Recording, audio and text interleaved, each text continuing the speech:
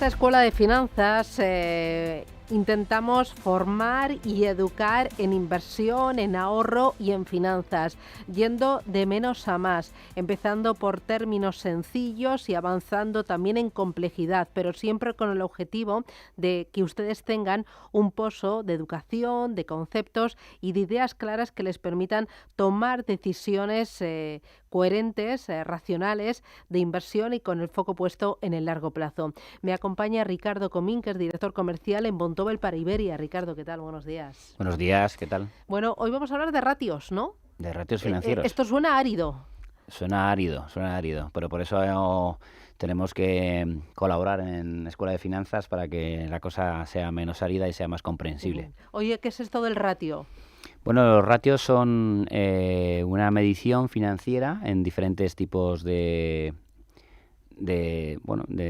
como si dijésemos de datos.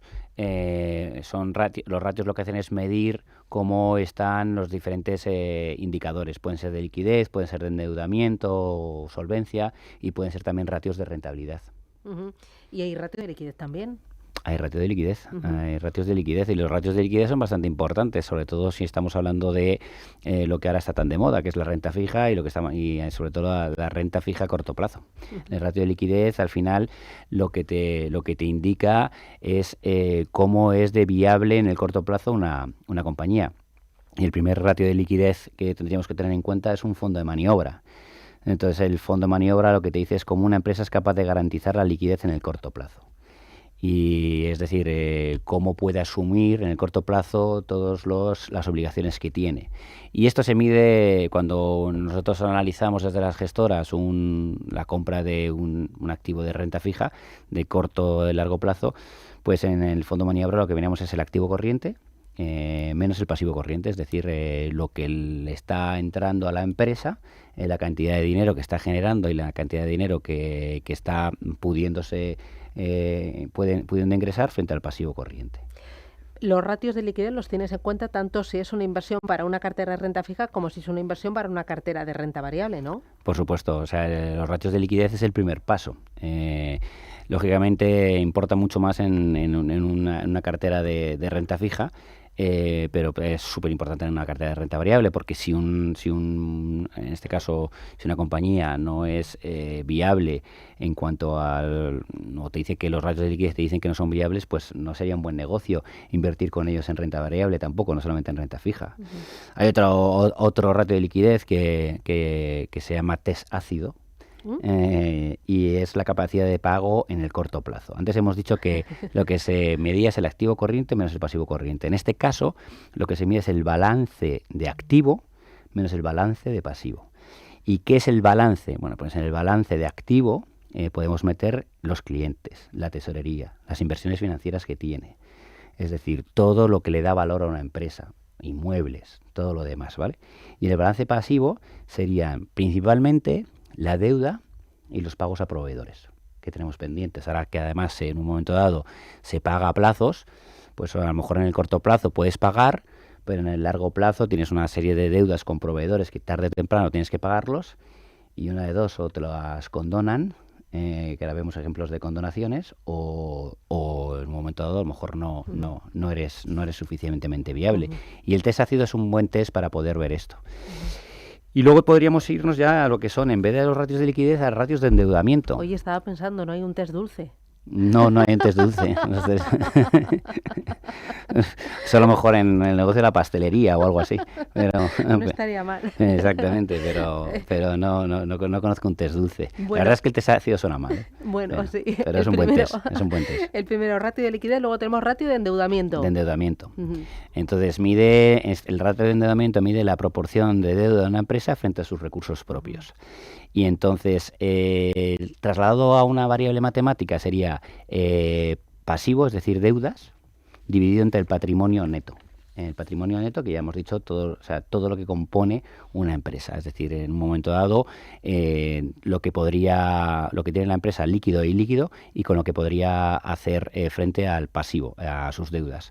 Y eso también te indica la salud financiera. Si vemos que tenemos un pasivo que suena muy muy grande, pero luego el patrimonio de toda la empresa, empezando por los clientes, los flujos de caja y todo lo demás que tiene, es muy alto, pues te está diciendo que a pesar de un endeudamiento alto, la salud financiera es buena.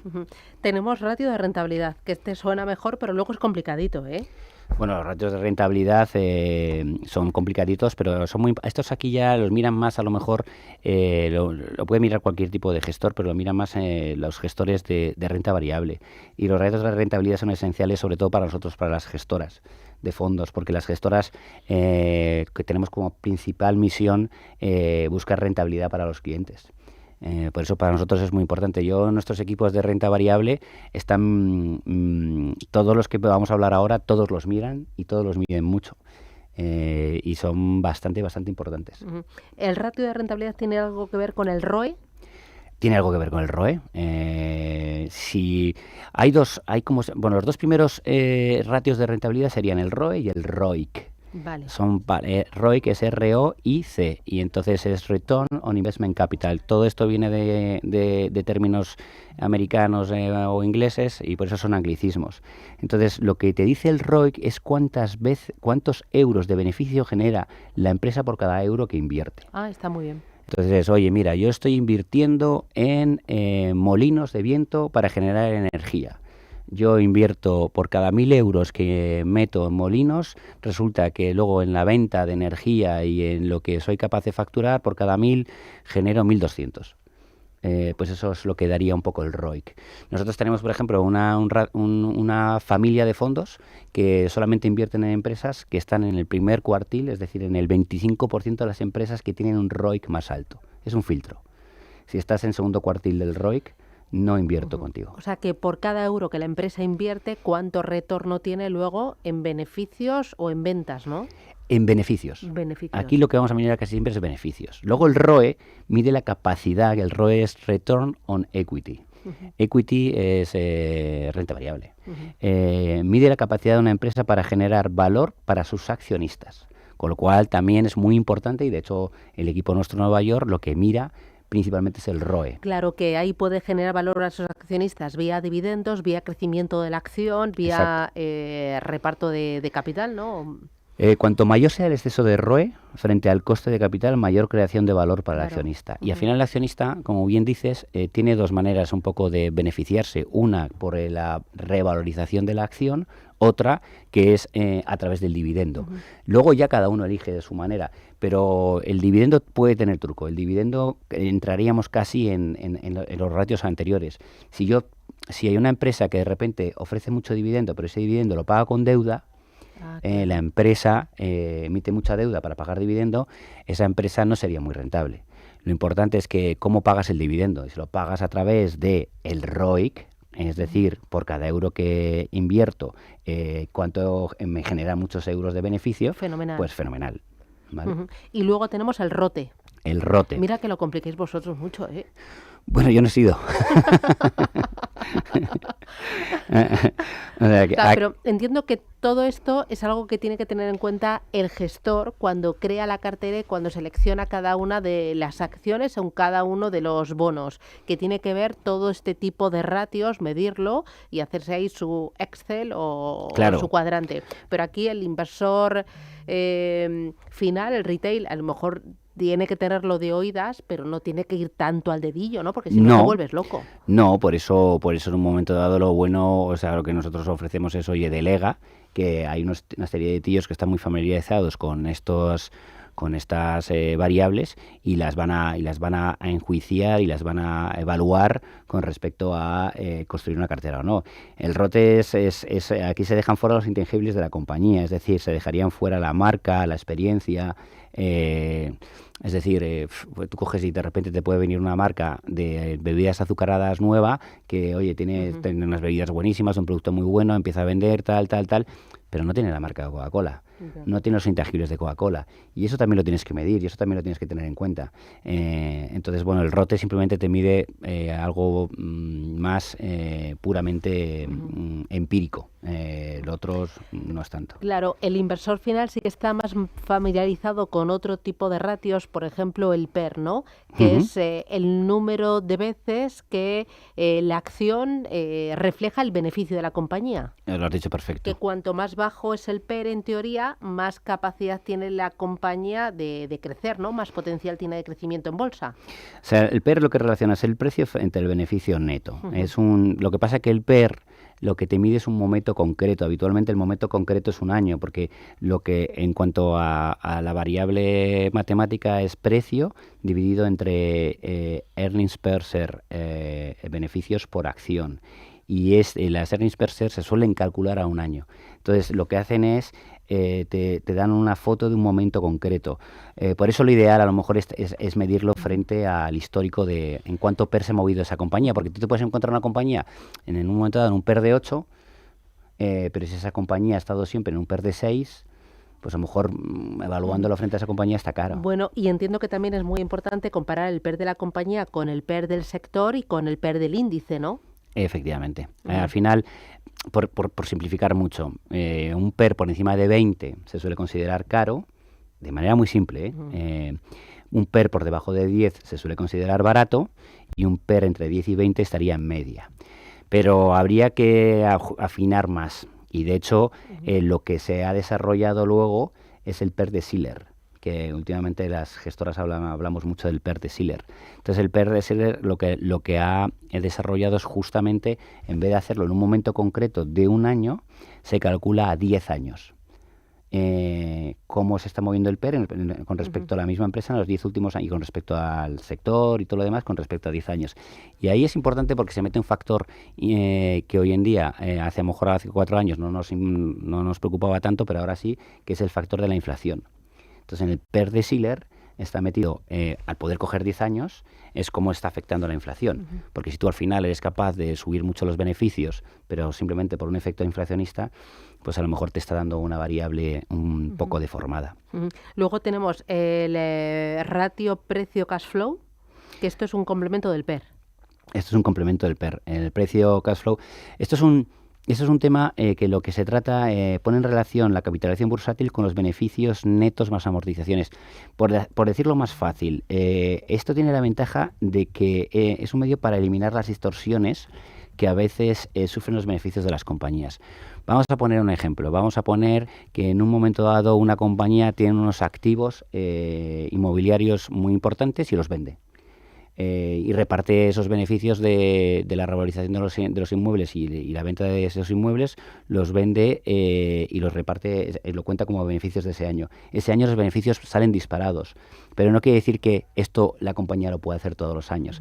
Entonces, al final, un CFO, un jefe de tema de control financiero en una empresa, al final no vamos a decir que pueda maquillar porque no puede, hay una regulación muy estricta, pero sí que puede, entre comillas, presentar los números de otra manera. Entonces, hay muchos de nuestros gestores que lo que dicen es, oye, ¿cuánto beneficio generas de caja frente al precio de tu acción? ¿Y cuánto lo generas de manera recurrente? Porque en un momento dado hayas vendido la filial de tu banco X en un no sé qué país y hayas hecho caja, pues no vas a poder vender filiales de tus bancos todos los años.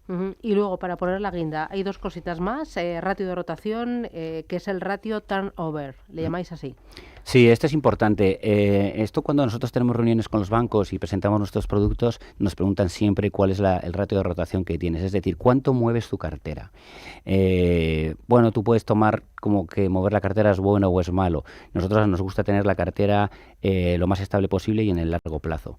Pero sobre todo, si tú estás moviendo constantemente tu cartera, tú tienes unos costes importantes, que son comprar y vender en mercado. Eso al final, igual que a nosotros nos cobran cuando compramos una acción, el banco, y cuando la vendemos también nos cobran por brokeraje, a nosotros los fondos de inversión también. Con lo Aunque también yo entiendo que le pago al gestor para que gestione la cartera, no para que cree una cartera y luego se quede ahí dormido. Por supuesto, pero lo que pasa es que lo que seríamos un poco inconsistentes es si recomendamos a los clientes finales invertir en renta fija un mínimo de 3 años y un mínimo de 5 años en renta variable, nosotros sin ninguna explicación estuviésemos cambiando compañías cada 6 meses. No le das tiempo a una compañía a demostrar su plan estratégico y su plan de negocio en esos 5 años que te han dicho. Para terminar, tenemos ratio de liquidez, ratio de endeudamiento, ratio de rentabilidad, el ratio PER, el precio cash flow y el ratio de rotación. Exacto. Toma ya. Esto es telita, ¿eh? Sí, la verdad es que está bien, pero bueno, es yo muchas veces esto lo pensé presentarlo en Escuela de Negocios, en Escuela de Finanzas, perdón, porque al final hablamos mucho del ROE, hablamos mucho del ROIC, hablamos de muchas cosas y estoy convencido que hay mucha gente que no nos entiende, con lo cual si lo podemos trasladar al Roman Paladino, pues casi mejor. Otro de los días que yo no sé si ya lo hemos tocado, pero yo ahí todavía hago aguas, tengo ahí alguna laguna con el ratio Sharpe, la beta, el alfa, todos estos también que en los fondos de inversión cuando tú ves la ficha sí que te lo enseñan. Y yo creo que es muy importante. Además, vosotros utilizáis mucho, ¿no? Tiene una beta, tiene un alfa. Y aparte, y lo dais por sentado y muchas veces, pues, personas como yo tenemos ciertas lagunas. No, es fantástico. O sea, yo creo que no está mal repasarlo, porque para mí son las medidas que realmente tienen que ver a alguien cuando ve la ficha de un fondo, no la rentabilidad del último año, porque la rentabilidad del último año puede estar, entre comillas, o impulsada o lastrada por algo perfectamente explicable. Lo que hay que ver es cómo se construye esa cartera, de qué manera se construye y cómo puede hacerlo en los próximos años en base a esa construcción. Y quien te lo da son todos esos ratios que has nombrado tú antes. Bueno, pues hemos dado un paso de gigante, creo yo, con esta Escuela de Finanzas, poniendo algunos elementos que tienen en cuenta los gestores y que a nosotros nos tienen que empezar a sonar. Muchísimas gracias, Ricardo. Susana, un placer. Gracias a vosotros. Hasta la próxima. Adiós.